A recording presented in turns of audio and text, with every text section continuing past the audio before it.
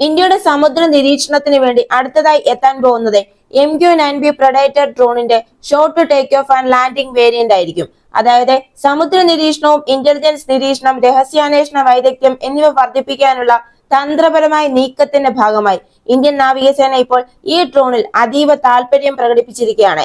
General Atomics aeronautical systems വികസിപ്പിച്ചെടുത്ത ഈ programme ഉയർന്ന ഉയരത്തിലുള്ള ദീർഘദൂര ആളില്ല ആകാശവാഹനം INS വിക്രാന്ത്, INS വിക്രമാദിത്യ തുടങ്ങിയ വിമാനവാഹിനി കപ്പലുകളിൽ നിന്ന് വിക്ഷേപിക്കാനും വീണ്ടെടുക്കാനും പ്രാപ്തമാക്കുന്നതിലൂടെ കാരിയർ പ്രവർത്തനങ്ങളിൽ വിപ്ലവം സൃഷ്ടിക്കും എന്നാണ് വാഗ്ദാനം ചെയ്തിരിക്കുന്നത്. ഇന്ത്യ ഇപ്പോൾ നിലവിൽ MQ-9B പ്ലാറ്റ്ഫോമുകൾ വിജയകരമായി തന്നെ ഉപയോഗിക്കുന്നുണ്ട്. ഇന്ത്യൻ മഹാസമുദ്ര മേഖലയിലുടനീളം ISR റോളുകളെ ഗണ്യമായി ശക്തിപ്പെടുത്തുന്ന നിലവിലുള്ള MQ-9B പ്ലാറ്റ്ഫോമുകളുമായുള്ള വിജയകരമായ അനുഭവത്തിൽ നിന്നാണ് നാവികസേനയുടെ ഈ ആവേശം ഇപ്പോൾ ഉരുത്തിരിഞ്ഞിരിക്കുന്നത്.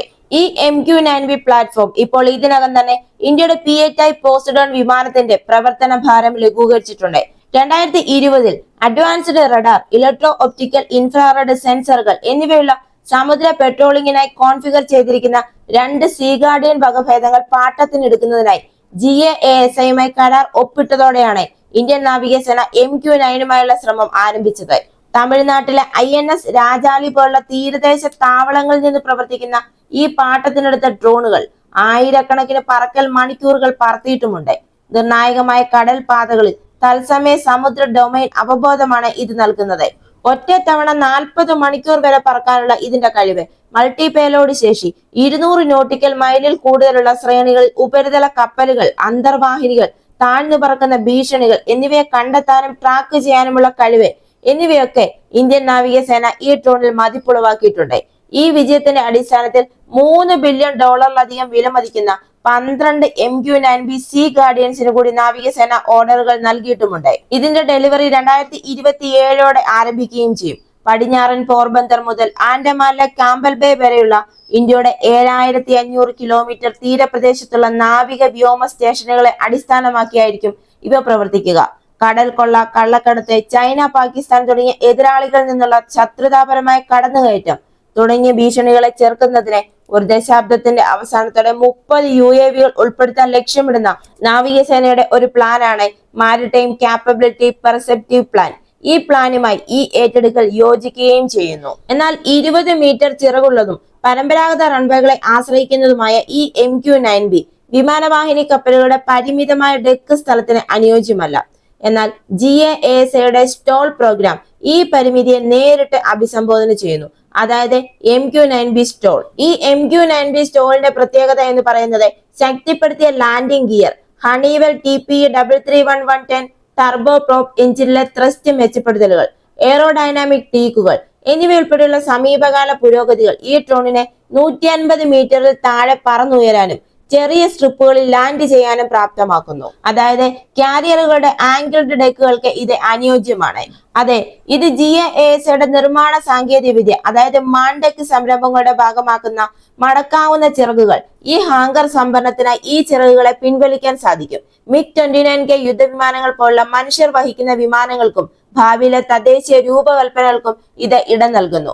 ഇന്ത്യൻ നാവികസേനയെ സംബന്ധിച്ചിടത്തോളം ഇതിനർത്ഥം തങ്ങളുടെ വാഹകരെ സ്ട്രൈക്ക് അല്ലെങ്കിൽ ASW റോളുകളിൽ വിട്ടുവീഴ്ച ചെയ്യാതെ സ്ഥിരമായ ISRന് കഴിവുള്ള മൾട്ടി ഡൊമൈൻ പ്ലാറ്റ്ഫോമുകളാക്കി മാറ്റുക എന്നതാണ്. ഒരുപക്ഷെ ഇപ്പോൾ IORലെ അഭ്യാസങ്ങൾക്കിടയിൽ INS വിക്രാന്തിൽ നിന്ന് ഈ MQ-9B വിന്യസിക്കുന്നതൊന്ന് സങ്കല്പിച്ചു നോക്കുക.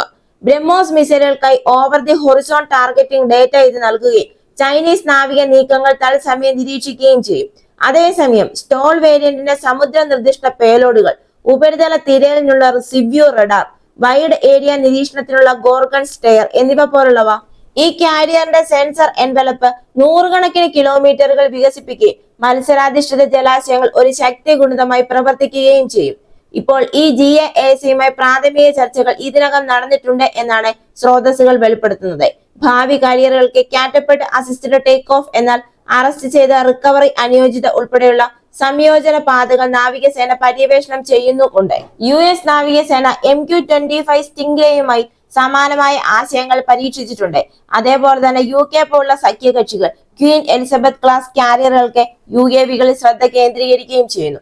ഇന്ത്യയെ സംബന്ധിച്ചിടത്തോളം MQ-9B സ്റ്റോൾ സ്വീകരിക്കുന്നത് പ്രവർത്തന വഴക്കം വർദ്ധിപ്പിക്കുക മാത്രമല്ല, തന്ത്രപരമായ പങ്കാളിത്ത മോഡലിന് കീഴിലുള്ള സാങ്കേതിക വിദ്യ കൈമാറ്റം വഴി തദ്ദേശീയ UAV ആവാസ വ്യവസ്ഥയെ പിന്തുണയ്ക്കുകയും ചെയ്യും. ഇന്ത്യക്ക് ഇതിൽ താല്പര്യം ഉണർത്തിയിരിക്കുന്നത് ഇതിന്റെ ഫോൾഡ് വിങ്ങും സ്റ്റോൾ സവിശേഷതകളുമാണ്.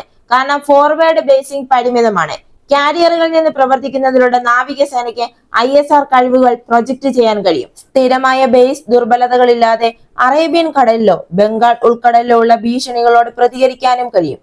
ഈ മാറ്റം P8I ഒരു സോർട്ടി നിരക്ക് കുറയ്ക്കുന്നു. നിലവിൽ അറ്റകുറ്റപ്പണി ആവശ്യകതകളെ P8I ബുദ്ധിമുട്ടുന്നുണ്ട്. ഈ സാഹചര്യത്തിൽ ഇതേപോലുള്ള MQ-9B പോലുള്ള സ്റ്റോൾ എത്തുന്നത് ഇതിനൊരു പരിഹാരമായിരിക്കും. ഇന്ത്യക്ക് ഇപ്പോൾ ഈ ഡ്രോൺ എത്തുകയാണെങ്കിൽ, അതായത് ഈ MQ-9B സ്റ്റോളിനെ കാരിയർ പ്രവർത്തനങ്ങളിൽ സംയോജിപ്പിക്കുന്നതിന് യാതൊരു തടസ്സങ്ങളൊന്നുമില്ല. UAV കൈകാര്യം ചെയ്യുന്നതിനുള്ള ഡെക്ക് പരിഷ്കാരങ്ങൾ, കപ്പൽ സംവിധാനങ്ങളുമായുള്ള വൈദ്യുത കാന്തിക അനുയോജ്യത, സംയുക്ത മനുഷ്യ ആളില്ലാത്ത പ്രവർത്തനങ്ങൾക്കുള്ള ക്രൂ പരിശീലനം എന്നിവ ഒരുപക്ഷെ ആവശ്യമായി വരും. ഇവയ്ക്ക് നിക്ഷേപവും ആവശ്യമാണ്. അതേപോലെ തന്നെ ഈ വർഷത്തെ സീ എയർ സ്പേസ് എക്സ്പോയിലെ സ്റ്റോൾ പ്രകടനങ്ങൾ ഉൾപ്പെടെ GAASയുടെ മികച്ച പ്രകടനങ്ങളും കണ്ടതാണ്. എന്നാൽ സെൻസറുകളിലും ഗ്രൗണ്ട് കൺട്രോൾ സ്റ്റേഷനുകളിലും 30 മുതൽ 40% വരെ തദ്ദേശീയ ഉള്ളടക്കമാണ് ഇന്ത്യ ലക്ഷ്യമിടുന്നത്. അതുകൊണ്ട് തന്നെ ഇതിന് അനുകൂലമായ ഒരു ഓഫ്സെറ്റ് ചർച്ചകളുമായിട്ടായിരിക്കും ഇന്ത്യ മുന്നോട്ട് പോകുക. ഈ ചർച്ച വിജയിക്കുകയാണെങ്കിൽ MQ-9B പ്രഡേറ്ററിനൊപ്പം തന്നെ MQ-9B short take off and landing സ്റ്റോളും ഇന്ത്യയിൽ എത്തിച്ചേരും. ഇതുപോലെയുള്ള പ്രതിരോധ വാർത്തകൾക്ക് വേണ്ടി മറക്കാതെ ഈ ചാനൽ ഒന്ന് സബ്സ്ക്രൈബ് ചെയ്യുക. ഈ വീഡിയോ ഇഷ്ടമായെങ്കിൽ ലൈക്ക് തരിക. മറ്റൊരു വാർത്തയുമായി വീണ്ടും കാണാം.